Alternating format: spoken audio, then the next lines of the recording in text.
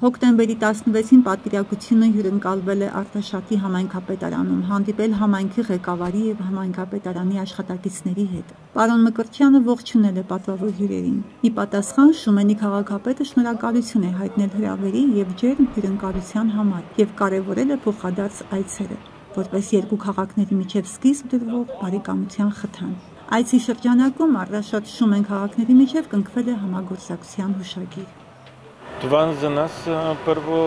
Շատ ուրախ եմ, որ կնքեցինք նման հուշագիր,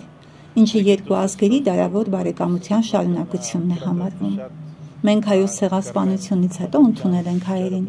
Շումենում ունենք հայկական եկեղեցի, հայկական թաղամաս։ Նրանք հյուրընկալ ժողովուրդ են, իսկ պատմությանը ծանոթանալով համոզվեցի,